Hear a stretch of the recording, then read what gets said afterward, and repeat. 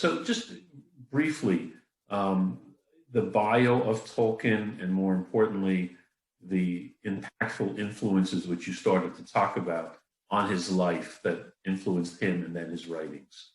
So like the time frame, the key events, and the impact. Well, in a nutshell, everything that influenced Tolkien, yeah? In a nutshell. I know, it's... All right.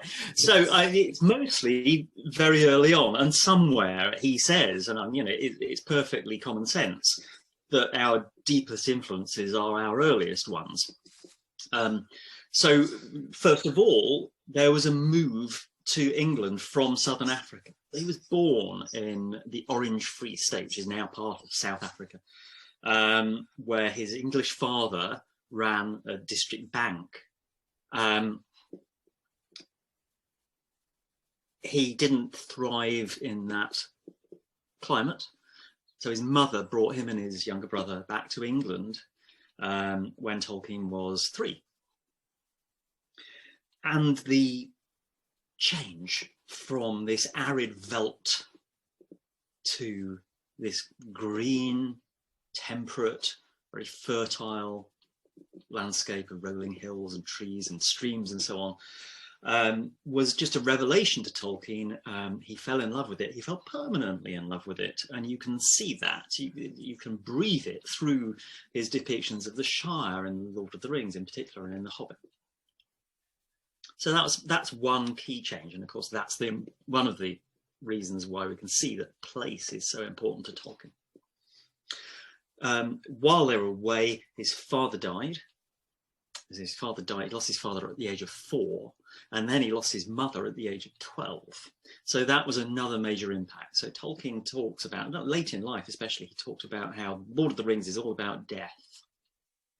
You might say that the whole scenario of his mythology, where you have, 2 principal players, humans, including hobbits, and elves, or mortals and immortals, right, is an experiment in what a world would be like if there were no natural mortality, how that would play out. Would the elves be enviable, right?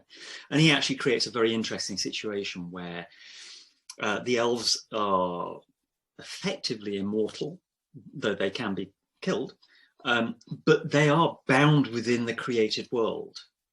So their souls, who knows what happens to their souls when the world ends? Perhaps that's it for them. Whereas ours leave the circles of the world, as he calls it, and go somewhere else. And of course, he means into eternity, into something he understands as being a divinely ordained afterlife. So beyond that, we have right. So he's an orphan, a young age, and now he's an orphan. He's an orphan. He also this love of England then had ran into a crisis because his mother had taken him and his younger brother to this little village outside the city of Birmingham, which Tolkien throve in and loved. And again, we see that coming through in depictions of the Shire, but they had to move away. And much later on, Tolkien revisited it, and the whole place had been overrun by suburbia. So that feeds into the climax of The Lord of the Rings, where, I'm sorry about the spoilers, but the hobbits return from their adventure and, from defeating massive embodied mythological evil, and find that their homeland has been overtaken by a rank industrialist who's putting up shabby homes all over the place and so on. This is what had happened to Tolkien's childhood place.